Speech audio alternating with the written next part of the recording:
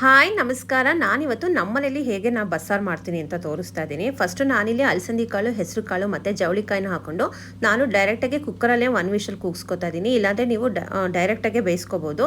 ನಾನು ಜವಳಿಕಾಯಿ ಸ್ವಲ್ಪ ಬೇಯೋದು ಲೇಟ್ ಆಗೋದ್ರಿಂದ ಕುಕ್ಕರಲ್ಲೇ 1 ವಿಷಲ್ ಕೂಗಿಸ್ಕೊತೀನಿ. ಅದಕ್ಕೆ ಸ್ವಲ್ಪ ಅರಿಶಿನದ ಪುಡಿ, ಉಪ್ಪು ಹಾಕ್ಕೊಂಡು 1 ವಿಷಲ್ ಕೂಗಿಸ್ಕೊಂಡು ಸೈಡಿಗೆ ಇಟ್ಕೊಂಡೆ. ಈ ಕಡೆ ಮಸಾಲೆಗೆ ನಾನು ಸ್ವಲ್ಪ ಈರುಳ್ಳಿ, ಬೆಳ್ಳುಳ್ಳಿ, ಕರ್ಬೇವು ಸೊಪ್ಪು ಹಾಕ್ಕೊಂಡು ಚೆನ್ನಾಗಿ ಫ್ರೈ ಮಾಡ್ಕೋಬೇಕು. ಅದಕ್ಕೇ 1 ಸ್ಪೂನ್ ಜೀರಿಗೆ ಪುಡಿ, 1 ಸ್ಪೂನು ಧನಿಯಾ ಪೌಡರು, ಒಂದು ಸ್ವಲ್ಪ ಕಾಳು ಮೆಣಸು ಹಾಕೊಂಡ್ರೆ ಆಯಿತು. ಇದೇ ನಾನು ಬಸ್ಸಾರಿಗೆ ಹಾಕೋ ಮಸಾಲೆ. ಆಮೇಲೆ ಸ್ವಲ್ಪ ಕಾಯಿ ತುರಿ ಮತ್ತು ಕೊತ್ತಂಬರಿ ಸೊಪ್ಪು ಹಾಕ್ಕೊಂಡು ಮಸಾಲೆಗೆ ರೆಡಿ ಮಾಡಿಕೊಂಡೆ. ಆಮೇಲೆ ಒಗ್ಗರಣೆಗೆ, ಪಲ್ಯಕ್ಕೆ ಒಗ್ಗರಣೆಗೆ ಎಣ್ಣೆ, ಸಾಸಿವೆ, ಜೀರಿಗೆ ಮತ್ತು ಕರಿಬೇವು ಮತ್ತು ಒಣಮೆಣಸಿಕಾಯಿ, ಈರುಳ್ಳಿ ಹಾಕ್ಕೊಂಡು ಬೇಯಿಸಿರೋ ಪಲ್ಯನ ಹಾಕ್ಕೊಂಡು ಕಾಯಿ ತುರಿ ಹಾಕಿದ್ರೆ ಪಲ್ಯ ರೆಡಿ ಆಗುತ್ತೆ. ಸಾಂಬಾರಿಗೆ ನಾನಿಲ್ಲಿ ಮಸಾಲೆಗೆ ಸ್ವಲ್ಪ ಖಾರದ ಪುಡಿ ಮತ್ತು ಸ್ವಲ್ಪ 1 ಸ್ಪೂನ್ ಪಲ್ಯನೂ ಹಾಕ್ಕೊಂಡು ರುಬ್ಕೋತೀನಿ.